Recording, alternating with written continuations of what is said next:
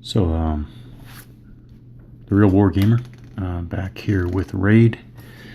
I was thinking after the last video that somebody, a lot more experienced Wargamer than I, might actually respond with the answer to me, the answer to my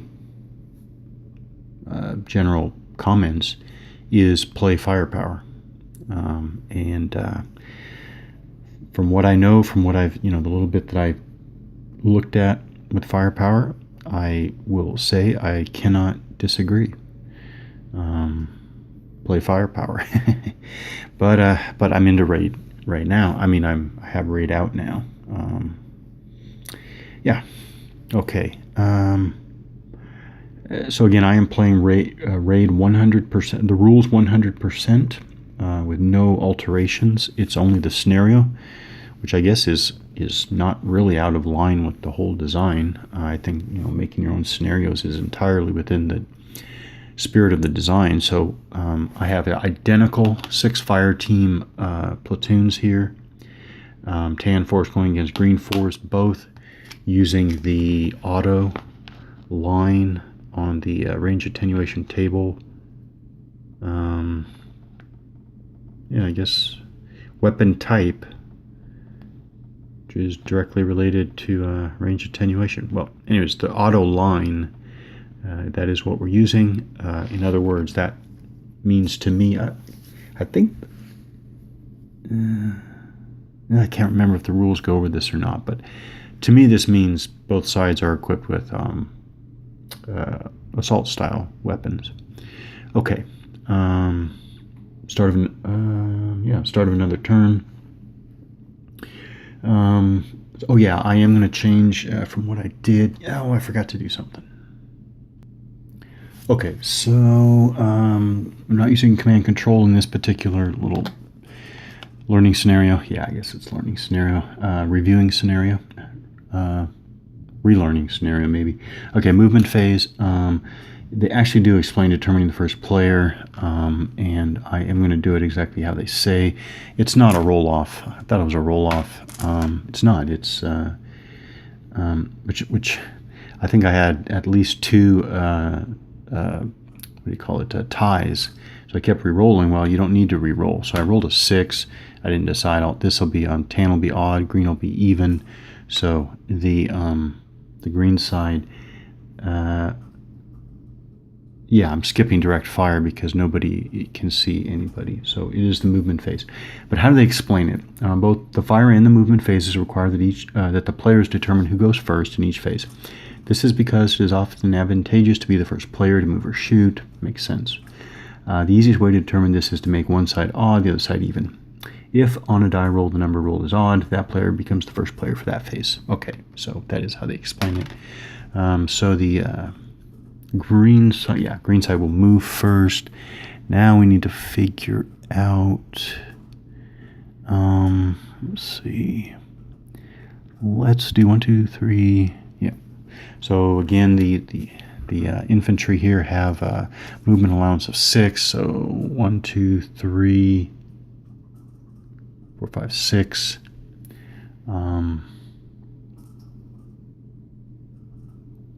Yeah, then it's the tan side. And again, players continue to alternate moves until all units have moved or both players pass. But that doesn't explain the details, though. Oh, okay, I guess it's literally both players pass. And there is no issue of consecutive or not consecutive. I guess that's what they mean. Okay, so it's just literally. Okay. So if the tan player passed now, they're done. That's it. So green player would continue to move until they passed. Okay. Don't know if that has any significance or not. Let's do something here. Let's go. Tan. Let's see. This should be. Well, let's figure this out. So if they go 3, does the green fire team there get to conduct opportunity fire just because they've already moved? Yeah, I did see the other day. Well, let's just. Where is it? I think it's restrictions on fire. I think I saw that. Restrictions on fire. A unit may not fire more than once per game turn, nor may it fire if it moves. There are exceptions, though. So, cone of fire and close assault. Okay, I don't think those apply here. So the fact that he moved does mean that he cannot fire. Unit may not fire. Now let's just do one more check, because there is a separate rules section. It's the same fire chapter, but it's a different section. Direct fire, opportunity fire, and Overwatch fire. So direct fire is obvious. This is opportunity fire. When a player fires his unit's opponent is moving, a unit can opportunity fire only at an enemy unit that is moving. Well,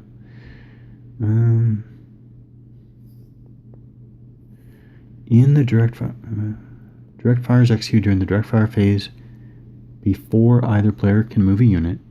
In the direct fire phase, a player may fire at any enemy unit he can see. Okay. Units that have not moved or fired in the current game turn. Okay, I actually like that. They get an extra 5 observation points. I like that. But that is something to, I don't know. You have to watch for that. So if a unit does not move or fire in the game turn,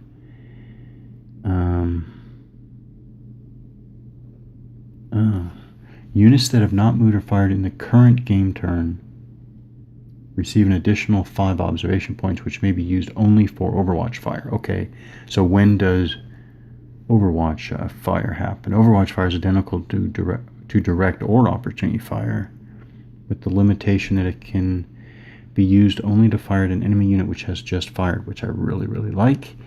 That, however it's implemented, but it's basically responding to fire.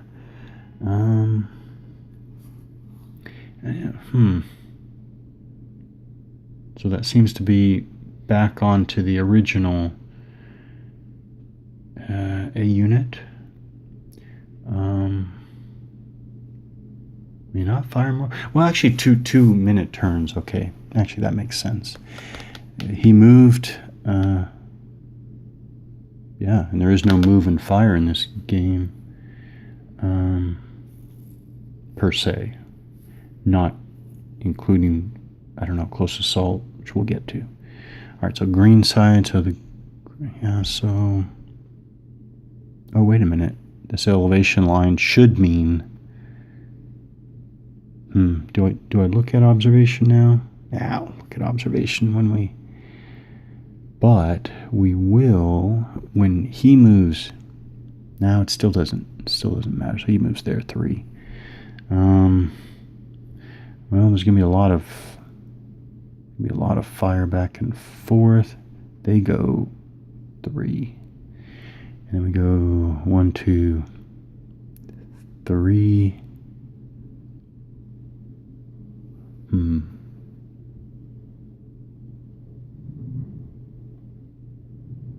Yeah, we'll leave that.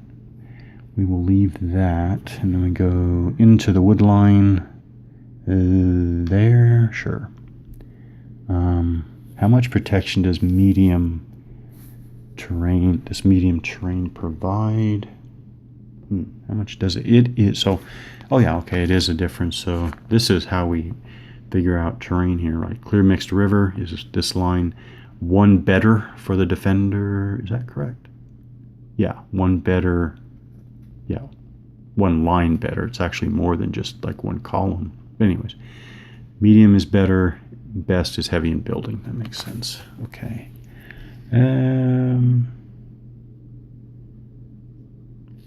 So to advance, it's less good. What's this? Medium. Medium's 2 anyway, so that's 5. Let's do that, and then.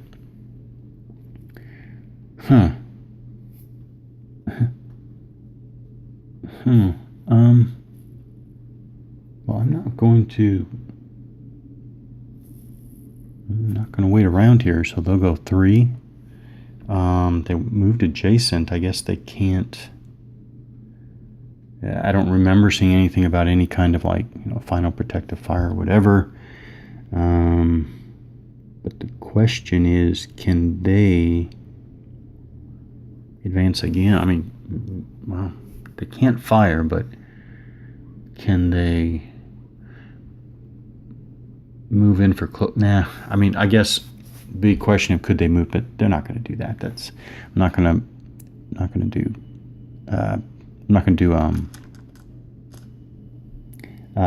to do moves just for mechanics here. I'm not going to do that. So then we go 6, and then let's go 1, 2,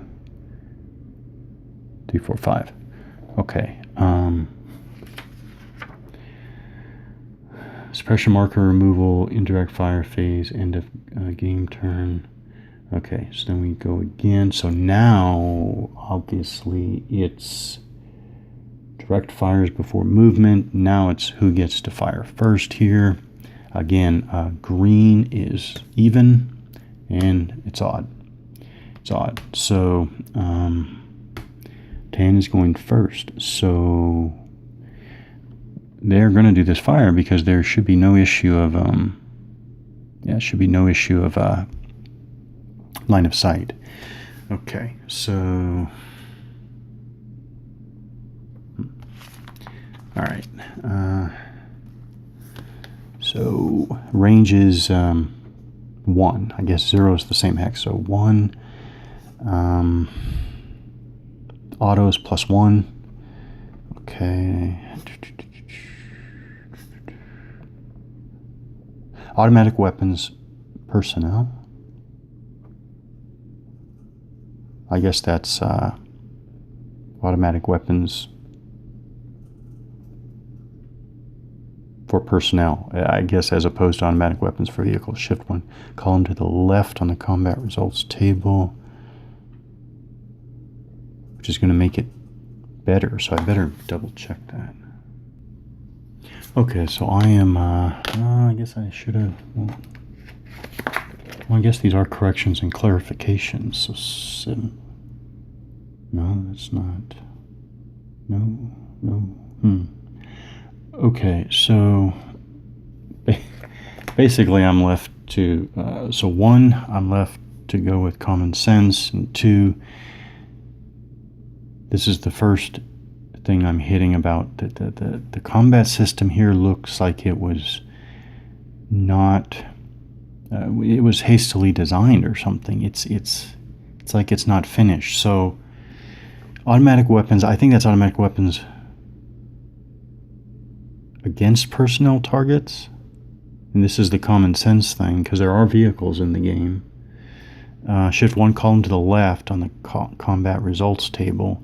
Bolt weapons 1 column to the right. So basically we have for personnel, individual personnel weapons, you have bolt type, semi type, and auto type, and all they're saying is that autos are, or I'll start, bolt weapons are like 1 column shift less lethal than semi weapon type, which is 1 column shift less lethal than auto.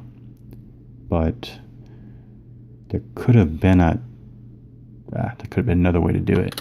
Okay, so I guess it's 1 column left, and then the die roll modifier +1. So down here, I find defenders in the, I better leave that, is in the woods, so it's heavy. And then we have 4 soldiers firing, so we go to the 4 column there, and then we go 1 to the left because they're auto, so it's comparable to a heavy machine gun. Yeah. Okay. And then we have +1 here, +1 here. Yeah, I think everything is accounted for. So rolled a 1. Ooh, he rolled a 5. 5. Ooh. Oh, it's only 1. Oh, right, because it's heavy, because it's trees and stuff. So 1 casualty. Put there. Now, what else happens on a 1 combat result? Cannot remember. Okay, 1, 2, 3, 4. The unit takes the indicated number of casualties and suffers a suppression. So I guess I put the S on top. You know, I can't even remember that. Let me make sure. Suppression unit suffers. Okay. Yeah, I guess that's it. Suppression is temporary. Suppression removal, so it's kind of it's kind of an automatic thing. Yeah, I guess there's the casualty underneath and the suppression on top.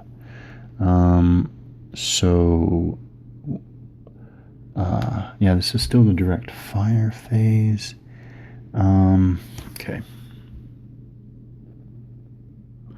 See if I can quickly go over this. So now I remember this particular design. So a target can only be attacked, unit may not be attacked more than once during the direct fire phase. So the green side cannot fire now, and then when the initiative comes back to them, fire with these guys over here separately. Okay, so the green...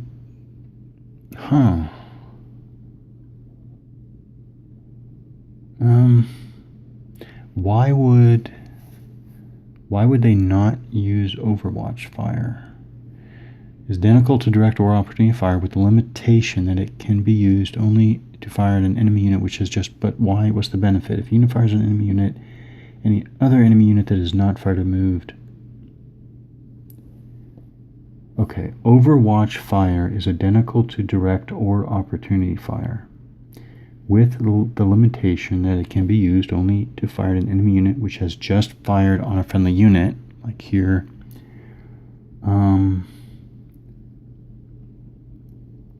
If a unit fires on an enemy unit, any other enemy unit that has not fired or moved may immediately fire at the firing unit.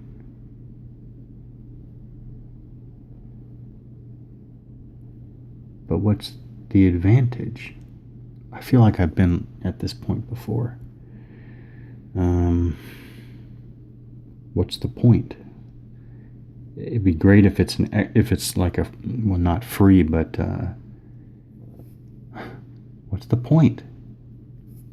I think I've been here before. Why can't they just fire on the unit that just fired anyways? What is the point? Maybe it's in the clarifications. Okay, this is what I would not have done in the past. This is now, I am completely, for now, I'm going with that it's not free, but it's, yeah, none of this is free because every unit can only fire once anyways, with the couple of exceptions. But it's a, I don't know what you want to call it, a reaction. So, no idea whether this is right. But the reason why I'm going with it is, otherwise I see no point of having Overwatch fire if it's not beneficial. Yeah, I don't, whatever the terminology is. All right, so he just fired. So Overwatch fire. Oh, and this would not be Overwatch fire if this unit, because I think that's what they mean by if a unit fires on an enemy unit, any other, and it's italicized, any other enemy unit that is not fired or moved during the direct fire or movement phase may immediately fire at the firing unit. Okay, so they are. This is the way I'm playing it. They are going to do. Oh. Actually, I shouldn't. No. You do have multiple unit attacks, and actually this is significant because, okay, but each unit fires separately, but this is important. Do I decide that they're both going to fire because this is my one and only chance to fire on this unit. So, so I guess it's early in the firefight, right? So I will have both of them fire. So these should be identical. So I declare they're both firing, but their attacks will be conducted, sequentially. They're firing through to medium. Well, that's not important. I'll go in order. Step 1, range. 1, 2, 3. Attacking player determines whether or not he has sufficient observation points. I think that they have 10. I think it's 10. I'm not going to bother looking it up.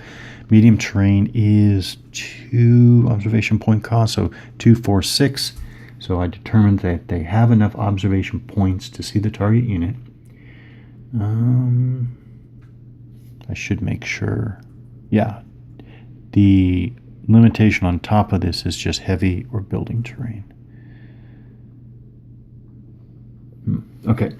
The attacking player now determines the type of weapon. Okay, so now it determines type of weapon. It is auto. It is range of 3, which is no modifier. All right, hopefully I didn't mess myself up. That little camera malfunction there. Okay, so range 3, auto is nothing, but we still have the left one column. So they're each for I guess it doesn't matter. They're still sequential. They're both 4. They're medium terrain, so it's 4. Shift 1 for auto. Shift 1 left for auto on the medium terrain line. So it's this column right here. Ooh, 5 is 2. Wow. Oh, right, because it's medium. This is, here we go again. This is some serious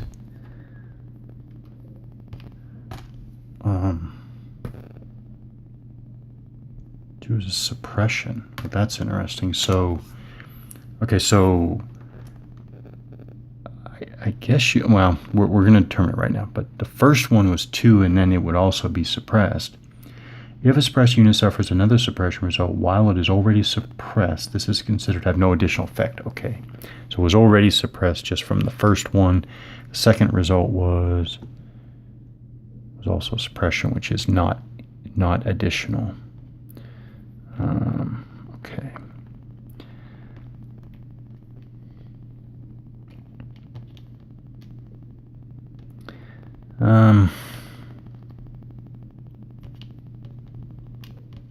Yeah, I won't comment on that, but it's all very no, I won't comment on it. All right, so might as well determine movement. Oh no, we're in the direct fire phase. Okay. So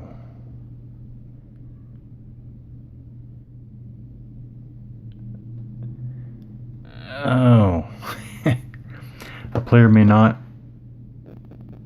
may move any unit which has not fired. So this game needs moved fired markers, basically. So with a few exceptions, the basic design is units are firing or moving.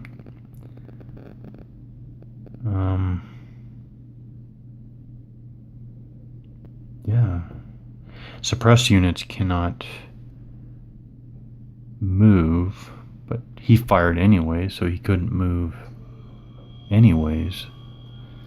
Okay.